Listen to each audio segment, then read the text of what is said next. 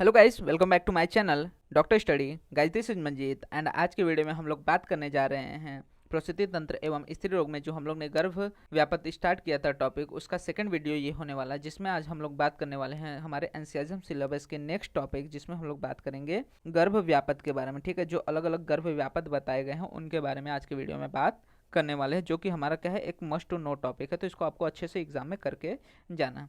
तो चलिए देखते हैं सबसे पहले क्या बोला गया है, तथा अष्टजो गर्भजागता मतलब क्या बोला गया है कि जो गर्भ व्यापद है उसके गर्भजागदा, गदा मतलब क्या बोला है, गद। गद का मतलब होता है रोग। तो गर्भ के जो रोग है, गर्भ के जो व्यापद है, उनकी संख्या कितनी बताई गई है? 8 बताई गई है। कौन कौन से है? तो उपविष्टक गर्भ स्यात् तया नागोदर। ठीक है, पहले कौन दो बताए गए हैं? उपविष्टक गर्भ, और दूसरा बोला गया है नागोदर।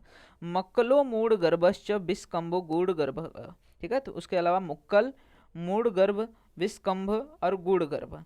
जरायु 200 गर्भस्य पातकश्च अष्टमकम ठीक है, इस तरह से टोटल 8 जो है गर्भ व्यापद बताए गए। तो कौन कौन से ये 8 गर्भ व्यापद है? उपविष्टक, नागोदर, मक्कल, मूढ़गर्भ, विस्कंभ, गुड़गर्भ, जरायुज और गर्भपात। इसमें से गर्भपात हम लोग ने पिछले वाले वीडियोस में देख लिया था कि क्या होता है गर्भपात, कि 5वें महीने के बाद या फिर 5वें महीने और 6ठे महीने में होने वाले गर्भस्राव को ही या फिर गर्भ की विच्युति को हम लोग क्या कहते हैं? गर्भपात कहते हैं। तो सबसे पहले हम लोग बात करते हैं गर्भ व्यापत के कारण के बारे में, किन किन कारण से गर्भ व्यापत होते हैं। तो बेसिकली यहाँ पे भेल के अनुसार हम लोग देख रहे हैं, तो बोला गया है महर्षि भेल ने पुरुष का स्त्री स्वरत्व, स्त्री का पुरुष स्वर होना तथा आम गर्भ की च्युति होना आदि विकारों को गर्भ व्यापत्ति का कारण माना है। ठीक है, तो क्या बोला है? नरस्य स्त्री स्तरत्वद व स्त्रियाम व पुरुष स्वराः आमम गर्भच्युति व अपि गर्भ व्यापत्ति जन। मतलब क्या होता है कि जब मैथुन की क्रिया हो रही होती है तो ऐसे में जो पुरुष है स्त्री की तरह व्यवहार करे, या फिर स्त्री जो है वो पुरुष की तरह, या फिर पुरुष के स्थान पे जो उनके स्थान बताए गए हैं या फिर एक स्थिति बताई गई है मैथुन क्रिया की, उसके विपरीत स्थितियों में अगर वो क्या करते हैं, वहाँ पे मैथुन क्रिया करते हैं, तो ऐसे में गर्भ व्यापत उत्पन्न होते हैं। तो सबसे पहले 8 गर्भ व्यापत में से सबसे पहले गर्भ व्यापत की बात करते हैं हम लोग उपविष्टक गर्भ के बारे में। तो उपविष्टक गर्भ में सबसे पहले हम लोग देखते हैं इसका निदान क्या क्या बताया गया है। तो बड़ा एवं सजात सार गर्भ हो जाने के बाद गर्भिणी द्वारा उष्ण तीक्ष्ण आदि द्रव्यों के प्रयोग से पुष्प दर्शन होना। ठीक है, मतलब क्या कि जो गर्भ है वो बड़ा भी हो गया, उसमें संजात मतलब कि जीवन का भी निर्माण हो गया है, मतलब उसमें क्या हो गया है, आत्मा भी प्रवेश कर गई है। ऐसे में अगर जो गर्भिणी है वो उष्ण तीक्ष्ण आदि द्रव्यों का प्रयोग कर रही है तो उसमें रजस्राव दिखना स्टार्ट हो जाता है, मतलब कि ब्लीडिंग स्टार्ट हो जाती है। तो उस कंडीशन में हमें उपविष्टक गर्भ कहते हैं।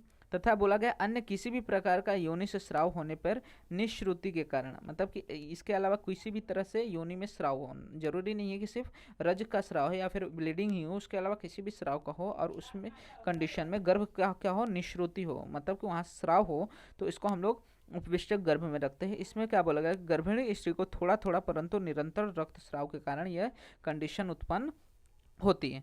इसमें लक्षण क्या मिलते हैं, किसमें हम लोग बात कर रहे हैं अभी, हमारा उपविष्टक गर्भ में। तो इसमें गर्भ की वृद्धि नहीं होती, कुक्षी की वृद्धि नहीं होती। ठीक है, सबसे पहले क्या होता है, जो हमारा फीटस होता है वो बढ़ता नहीं साइज में। अब फीटस ही नहीं बढ़ रहा है तो यूट्रस का भी साइज नहीं बढ़ता, और वो जो गर्भ है वो गर्भाशय के अंतर ही अंतिकाल तक बना रहता है, मतलब कि जो गर्भ है 9 महीने हो जाने के बाद भी बाहर नहीं निकलता, उसी में बना रहता है, और गर्भ उतना ही बड़ा बना हुआ स्फुरण करता है। ठीक है, गर्भ क्या कर रहा है, स्फुरण करता हुआ रहता है। ठीक, स्फुरण मतलब क्या, चेतनाएं कर रहा है, लेकिन क्या है, गर्भ का साइज बढ़ नहीं रहा। इसके अलावा अब क्या बोला गया है, जो टीकाकार अरुणदत्त ने उन्होंने संजात सार अथवा बलवान गर्भ की वृद्धि होने के बाद इस अवस्था के होने का निर्देश किया, मतलब कि 5वें या 6ठे महीने के बाद ये कंडीशन बताई है, किसने? अरुणदत्त ने। तो गर्भ सबसे पहले हम लोग ने उपविष्टक देखा, उपविष्टक में देखा कि एक बार जो गर्भ है वो बड़ा हो गया या फिर उसमें संजात सार हो गया, मतलब कि 5वें या 6ठे महीने का गर्भ हो गया है, उस समय अगर उसकी माता उष्ण तीक्ष्ण आहार विहार का सेवन कर रही है तो उसमें रक्तस्राव होता है। इसको हम लोग उपविष्टक गर्भ के अंदर रखते हैं, जिसमें क्या लक्षण मिलेंगे कि न तो गर्भ की वृद्धि होगी, न ही कुक्षी की वृद्धि होगी, न ही जो गर्भाशय है में गर्भ अतिकाल तक बना रहेगा, और गर्भ बढ़ेगा नहीं साइज में, लेकिन फिर भी स्फुरण करता रहेगा।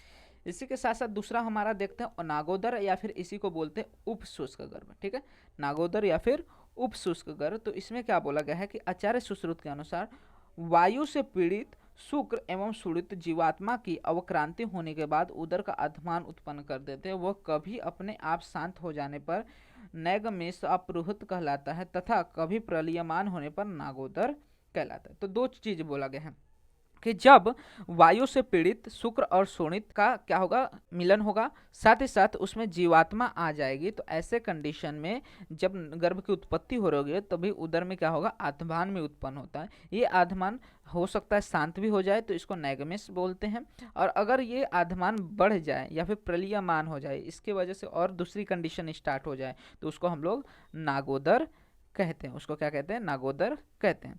तो इसमें इसका निदान क्या क्या किन किन कारणों से होता है, तो उपवास एवं व्रत वरायण, मतलब क्या हो रहा है कि जो स्त्री है बार बार उपवास कर रही है, लघु आहार का सेवन कर रही है, या फिर किसी कारण से उसमें वात का प्रकोपित हो रहा है, दूषित भोजन का सेवन कर रही है, स्नेह नहीं खा रही है, मतलब क्या हो रहा है कि रुक्ष अन्नपान का सेवन कर रही है, वात प्रकोपक आहार विहार का सेवन कर रही है, शोक कर रही है, या फिर गर्भवती स्त्री को प्रतिमास या फिर प्रतिदिन अधिक मात्रा में आर्तव का स्राव हो रहा है, तो ऐसे कंडीशन में उसका बढ़ा हुआ वायु, ये सारी कंडीशन मतलब कि उसमें नागोदर या फिर उपशुष्क गर्भ कंडीशन उत्पन्न करते हैं। इसमें लक्षण क्या मिलेंगे, तो जैसा नाम बोला गया उपशुष्क, तो इसमें क्या होता है, गर्भ शुष्क हो जाता है, गर्भ की वृद्धि को प्राप्त नहीं होता, साथ ही साथ उदर की वृद्धि भी घटती है। अब यहाँ पे देखो एक कंडीशन देखने को मिलता है कि उपविष्टक गर्भ में भी क्या हो रहा है, गर्भ की वृद्धि नहीं हो रही है, लेकिन वहाँ पे कहीं भी इसका वर्णन नहीं आया कि गर्भ उदर की वृद्धि घटती है। लेकिन जब हम लोग उपशुष्क गर्भ की बात करते हैं तो इसमें क्या बोला गया कि उदर जो बढ़ा हुआ है साइज में वो धीरे धीरे कम होने लगता है। साथ ही साथ जो गर्भ है उसमें उदर में अति काल तक अधिक बहुत दिन तक ठहरता है। इसमें भी क्या हो रहा है, ज़्यादा समय तक गर्भ जो है गर्भाशय के अंदर ही रहता है।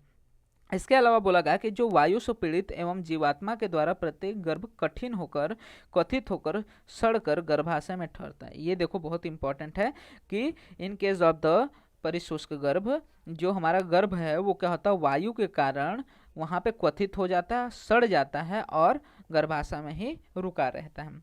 आचार्य भेल के अनुसार, ठीक है, आचार्य भेल क्या बोल रहे हैं यहाँ पे कि असंपूर्ण होने के कारण नाग की तरह वर्षों तक गर्भाशय में स्थित रहता है। ठीक है, जिस तरह क्या होता है, हाथी जो होता है, हाथी का जो ये होता है वो अपने माता के गर्भ में ज़्यादा लंबे समय तक रहता है, उसी तरह यहाँ पे बोला गया है कि ये भी ज़्यादा समय तक क्या होता है, अपने माता के गर्भ में रहता है, इसी कारण से इसको नागोदर कहा गया है। इसके अलावा बोला गया है कि इसके कंडीशन में गर्भ में स्पंदन भी नहीं होता, जबकि हम लोग ने क्या देखा था, उपविष्टक में स्पंदन हो रहा था, लेकिन यहाँ पे स्पंदन भी नहीं हो रहा है। साथ ही साथ बहुत देर से एवं थोड़ा स्पंदन हो सकता है, ऐसा वृद्ध वाग्भट ने कहा है। तो यहाँ पे उपविष्टक और उपगर्भ ये जो उपशुष्क है उसमें हम लोग पहले समानताएं देख लेते हैं, क्या क्या सेम चीज़ें हैं। तो सबसे पहले हम लोग ने देखा ये स्थिति संजात सार होने के बाद, मतलब कि चौथे या पाँचवें महीने के बाद आती है, जबकि उपशुष्क गर्भ चौथे महीने के बाद ही आ जाती है। ठीक है, दोनों क्या हो रहा है, चौथे महीने के बाद ही हो रहा है, चाहे उपविष्टक हो या उपशुष्क हो, दोनों क्या हो रहा है, 4 महीने के बाद ही दोनों कंडीशन आ रही है। उसके बाद बोला गया है कि योनि मार्ग से रक्तस्राव होता है, इसमें भी योनि मार्ग से रक्तस्राव होता है। गर्भ की रसवाह नाड़ियों में अवरोध हो जाता है, जिसकी वजह से गर्भ का पोषण नहीं हो पाता, वैसे इसमें भी गर्भ की रसवाही नाड़ियों में अवरोध होकर गर्भ का पोषण नहीं होता, वहाँ पे वात की वृद्धि होकर वहाँ पे उपशुष्क की अवस्था उत्पन्न होती है। कुछ वृद्धि नहीं होती, इसमें भी कुछ वृद्धि नहीं होती, कुछ वृद्धि नहीं होती, ये समानताएं हैं। लेकिन अब असमानताएं की बात कर ले या डिफरेंस की बात कर ले, तो गर्भ अपने प्राप्त परिणाम से नहीं घटता, लेकिन हम लोग ने क्या देखा कि उपशुष्क में क्या होता है, जो उदर है उसका जो प्रमाण है वो घट जाता है। इसमें कुछ ही वृद्धि उतनी ही रहती है, लेकिन इसमें क्या होता है, कुछ ही की वृद्धि घट हो जाती है। इसमें गर्भ स्फुरण रहता है, लेकिन इनके जवाब तो उपशुष्क गर्भ का स्फुरण देखने को नहीं मिलता, देर से होता है या फिर नहीं भी हो सकता है।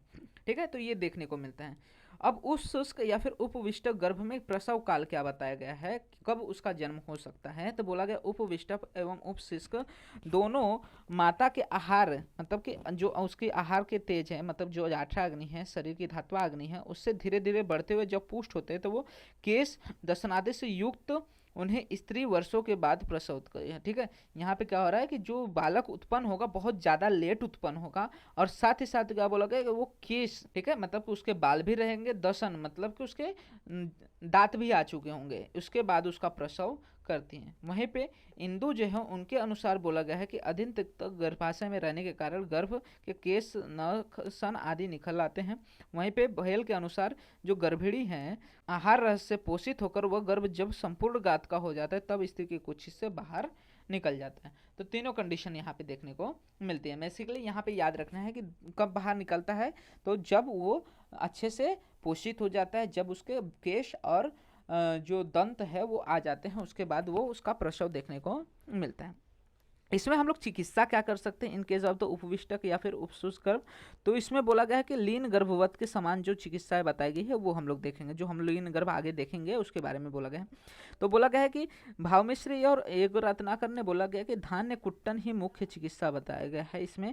और इसके अलावा इन्होंने बोला गया है कि भूत अधिकार में वर्णित जो घृत, वचा घृत, गुगुलवादी घृत, महापैशाचिक घृत आदि का प्रयोग करने के लिए बोला गया, ताकि जो पैशाचिक या फिर गलत दैविक प्रकोप हो उसका यहाँ पे हनन किया जा सके। साथ ही साथ अगर भूख लग रही है तो भोजन के साथ घृत का प्रयोग करने के लिए बोला गया, क्योंकि हम लोग ने दोनों कंडीशन में क्या देखा, वायु बढ़ा हुआ है, वायु के प्रकोप के कारण ही दोनों कंडीशन हो रही है, तो वायु को कम करने के लिए स्नेह का प्रयोग करना आवश्यक हो जाता है। साथ ही साथ बोला गया कि जो जीवनीय, ब्रीहणीय, मधुर तथा वातहर औषधि है उनसे सिद्ध घृत या फिर मांसरस का प्रयोग करें। साथ ही साथ आम गर्भ, क्षीर, मांस रस तथा आम गर्भ का प्रयोग करने के लिए बोला गया है। ठीक है, क्षीर, मांस रस आदि का प्रयोग करने के लिए बोला गया है। वातग्न, ब्रीहण एवं मधुर औषधि एवं द्राक्षा एवं शर्करा आदि का प्रयोग करने के लिए बोला गया है।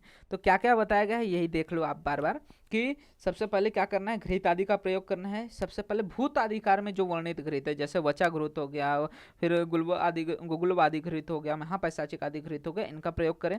शीत तथा मधुर रसात्मक द्रव्यों का, जीवनी और ब्रीढ़ी, मधुर और वातहर औषधियों से सिद्ध घृत या फिर दुग्ध आदि का पान करने के लिए बोला है और मांसरस का सेवन करने के लिए बोला गया। इसके अलावा बोला गया है कि स्त्री को बार बार प्रसन्न करने से गर्भ की वृद्धि होती है। क्या करना है, किसी भी तरह से स्त्री को बार बार प्रसन्न करने की कोशिश करें।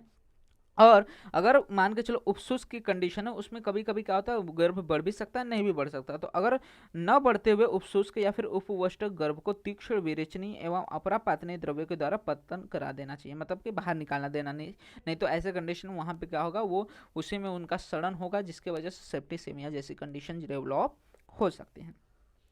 उपविष्टक गर्भ या उपशुष्क गर्भ में वात की अधिकता होने पे कौन सी चिकित्सा करनी चाहिए। तो ऐसे में बोला गया है कि अगर लगे कि वात बहुत ज़्यादा बढ़ा हुआ है तो ऐसे में सैंधव मिश्रित दूध की बस्ती देकर शीतल जल से स्नान की हुई स्त्री को साली ओदन का भोजन कराएं। सबसे पहले क्या दें, सैंधव जो है उससे मिश्रित दूध की बस्ती, ठीक है, दूध में सैंधव मिला के उसकी बस्ती दे, फिर शीतल जल से स्नान कराए और उसको साली ओदन खाने के लिए दे। उसके बाद जो विदारी आदि गण है उनसे सिद्ध घृत का अनुवासन बस्ती दे और उसके बाद वायु के जहाँ तीव्र झोंके न होते हो ऐसे स्थान पे स्त्री को रखना चाहिए, ताकि क्या हो, और ज़्यादा वात का प्रकोप न हो। अगर मान के चलो इसमें पित्त अधिक हो गया, ठीक है, अगर वात की अधिकता है तो ये सारी चीजें करें, सैंधव मिश्रित दूध आदि का सेवन, हम लोग बस्ती आदि दे रहे हैं। वहीं पे अगर मान के चलो पित्त अधिक है तो ऐसे कंडीशन में मधुर रसात्मक और शीत रसात्मक द्रव्य देंगे। तो जिसमें किसका वर्णन बोला गया है यहाँ पे, मधु को विदारी के स्वरस से क्वाथ से सिद्ध दुग्ध का पान कराएं।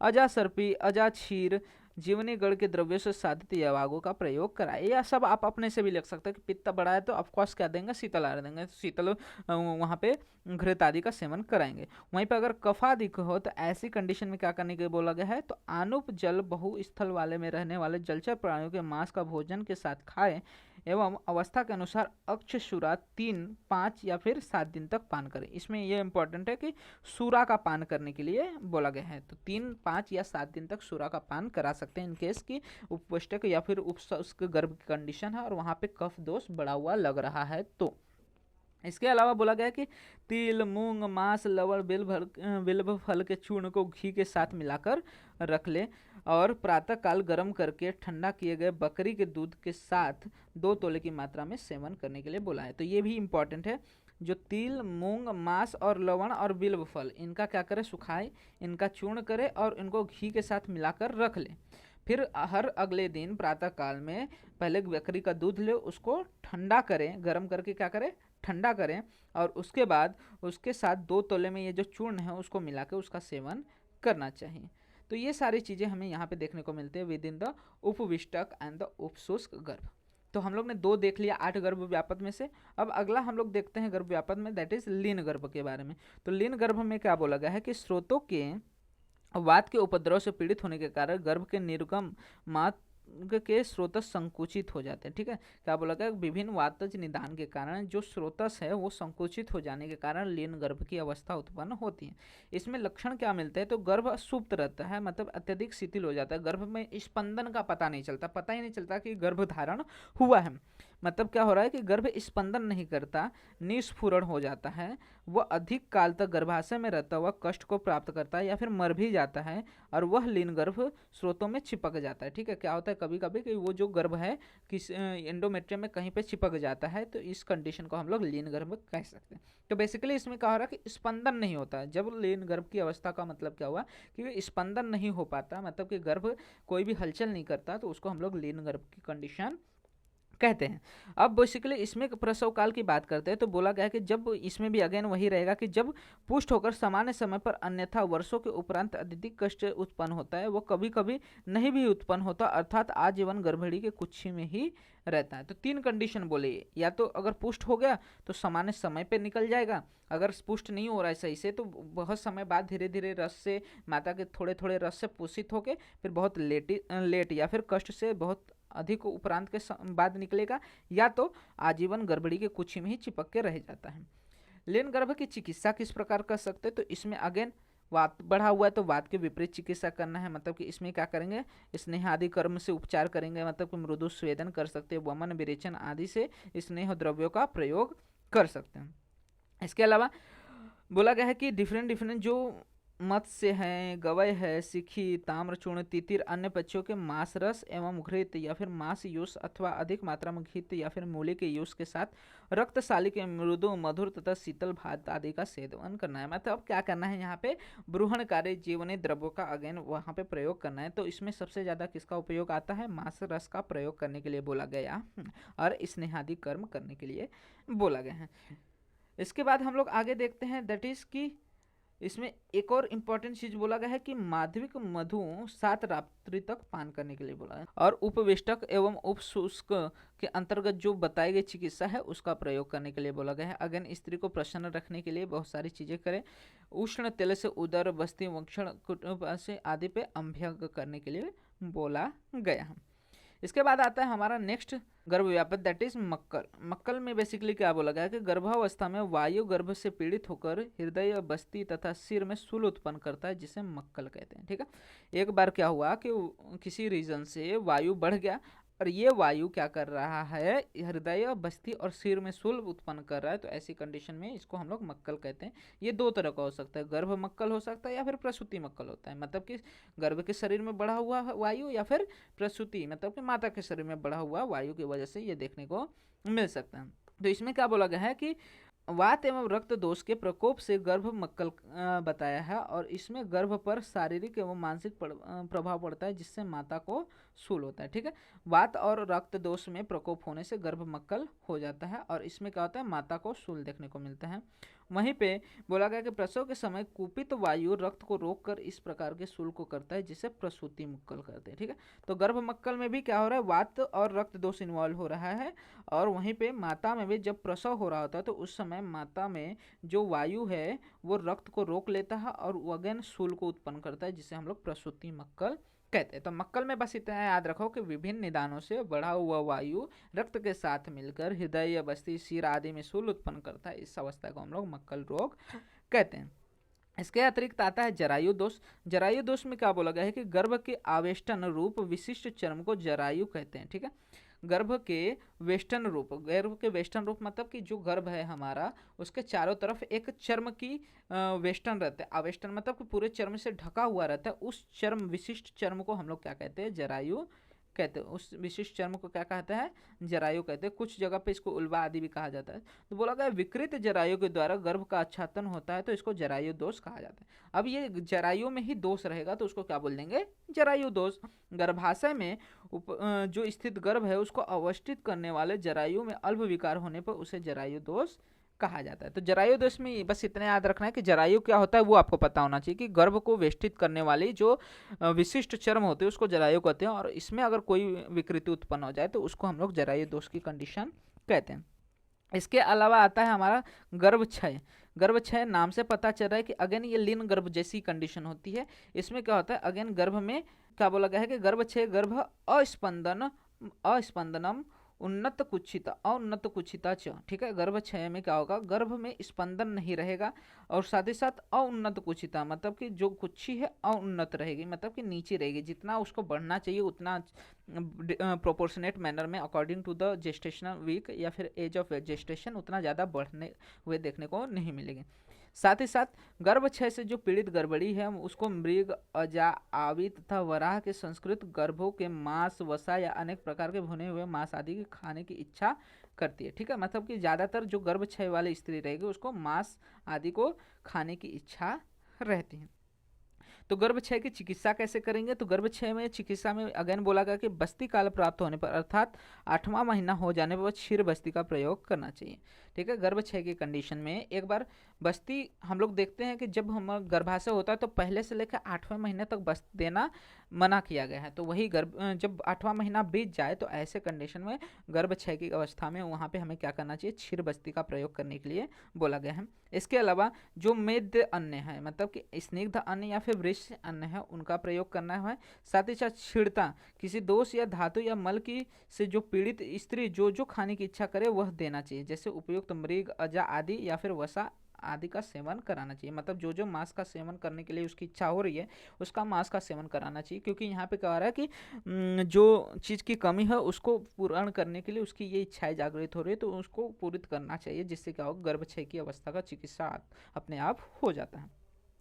इसके बाद आता है हमारे पास गर्भशोष या फिर वात विपन्न या फिर गर्भ या फिर वातोदर जिसे कहा जाता है। तो गर्भशोष की बात करते तो बोला गया है कि गर्भ को अगर उचित आहार की प्राप्ति नहीं हो या फिर गर्भधान होने के बाद भी योनि से रक्तस्राव होते रहे या फिर वात से अंक्रांत होने के कंडीशन में या फिर गर्भ की नाड़ी में रस का वहन न होने से या फिर अल्प वहन होने से क्या होगा, गर्भ का पोषण अच्छे से न हो पाता है या फिर गर्भ को समय पे भोजन नहीं मिलने के कारण या फिर जो वायु है वो उन्मार्गामी या फिर प्रकोपित होकर रसवायु स्रोतों का अवरोध कर दे या फिर उसको सुखा दे, तो ऐसे में भी गर्भ का पोषण न होने से गर्भशोष की कंडीशन उत्पन्न हो जाते हैं। इसमें भी अगेन लक्षण क्या मिलेंगे, गर्भशोष नाम से पता चल रहा है कि गर्भ सूख जाता है, माता की कुक्षी का पूर्ण नहीं कर पाता, मंद मंद स्पंदन करता है। माता की कुक्षी का पूर्ण नहीं कर पाता मतलब क्या कि उधर उतना अच्छे से बढ़ा नहीं रहता, जितना बढ़ना चाहिए उतना बढ़ता नहीं है। साथ ही साथ गर्भ जो है ज़्यादा स्पंदन भी नहीं कर पाता। गर्भ वात रोगी एवं हीन हो जाता है। गर्भ में क्या होता है, वात के रोग उत्पन्न हो जाते हैं, गर्भ हीन हो जाता है, जितना बढ़ना चाहिए उतना नहीं बढ़ पाता। वर्षों के बाद भी पुष्ट हुए गर्भ को स्त्री चिरकाल के बाद प्रस्तवित करती है अथवा गर्भ बहुत वर्षों से उदर में ठहरता है, ठीक है। अगेन इसमें भी क्या हो रहा है, गर्भशोष की कंडीशन में भी क्या हो रहा है कि गर्भ जो है ज़्यादा समय तक कुक्षी में ही या फिर गर्भाशय में ही रुका रहता है। और डल्लन ने मंद मंद स्पंदन का कारण गर्भ के वात से आक्रांत होने के कारण ओज विरहित होना माना है, ठीक है। मंद मंद स्पंदन क्यों कर रहा है, हलचल क्यों नहीं कर पा रहा है, क्योंकि वात की वजह से उसका जो ओज है वो निष्क्रिय हो चुका है। इसके अलावा बोला गया कि आचार्य भेल के अनुसार जब वायु योनिगत शुक्र को ग्रहण कर लेती है एवं उसी शुक्र अर्थात शुद्ध आर्तव के समय से स्त्री को गर्भ धारण होता है तो यदि रक्त का स्राव होता है तो गर्भ का नाश हो जाता है, उसे वातोदर कहते हैं, ठीक है। तो भेल ने इसी को वातोदर नाम दे दिया है, किसको, गर्भशोष को। तो इसमें चिकित्सा क्या कर सकते हैं गर्भशोष के कंडीशन में, तो अगेन हम लोग ने क्या देखा कि वात की वजह से हो रहा है तो वात के विभिन्न विपरीत कार्य करना है। तो रुक्ष पदार्थों का परित्याग कर देना है जिससे क्या हो और वात न बढ़े। जो गृहिणी औषधि है, दुग्ध है या फिर मांस रस है उसका प्रयोग करना चाहिए। मधु, यष्टि, काश्मीरी फल, सारीवा एवं शर्करा से स्रोत दुग्ध का पान करना चाहिए। मांसाहारी प्राणियों के मांस रस एवं गृहिणी औषधि एवं स्नेह मिलाकर सेवन करना चाहिए। सीता, काश्मीरी एवं मधुक से सिद्ध दूध का पान करें या फिर लीन गर्भ में जो वर्णित चिकित्सा है, ठीक है, जो लीन गर्भ में वर्णित चिकित्सा है उसका प्रयोग करना चाहिए। तो ये डिफरेंट चीज़ें कर सकते हैं इन केस ऑफ द गर्भशोष, ताकि क्या हो गर्भशोष की अवस्था को टाला जा सके या फिर उसको ठीक किया जा सके। तो ये सारी चीज़ें हमें देखने को मिलती है किसके अंदर, गर्भ व्यापत के अंदर। तो गर्भ व्यापत में सबसे पहले आपको याद रखना है गर्भ व्यापत की संख्या कितनी बताई गई है, 8। उनके नाम याद रख लेना है, उपवेष्टक, नागोदर, मक्कल, मुड़गर, विस्कंभ गुड़ गर्भ जरायु दोष और गर्भपात। ठीक है, तो ये सारी चीज़ें हमें यहाँ पे गर्भ व्यापत के अंदर देखने को मिलती है। तो होप आपको सारी चीज़ें रिलेटेड टू दिस क्लियर हो गई होंगी। इसके रिलेटेड अगर आपको कोई डाउट रहता है तो आप कमेंट सेक्शन में मेंशन कर सकते हैं। मैं ट्राई करूँगा फर्दर वीडियोस में उसको और अच्छे से समझा सकूँ। साथ ही साथ वीडियो अच्छा लगा तो वीडियो को लाइक एंड शेयर करना मत भूलेगा, जिससे ज़्यादा से ज़्यादा लोग वीडियो का फायदा ले सकें। एंड इसी तरह और भी फर्दर वीडियोस इस चैनल पर अपलोड होते रहेंगे, तो चैनल को सब्सक्राइब जरूर कर लीजिएगा, जिससे आने वाले वीडियोज़ के नोटिफिकेशन आपको मिलते रहें। एंड आप हमारे इंस्टाग्राम एंड टेलीग्राम हैंडल्स को भी फॉलो कर सकते हैं, जहाँ पे आपको वीडियो से रिलेटेड, नोट्स रिलेटेड, साथ ही साथ BMS रिलेटेड जो भी अपडेट्स रहते हैं प्रोवाइड हो जाते हैं, जिसका लिंक आपको वीडियो के डिस्क्रिप्शन में अवेल हो जाएगा।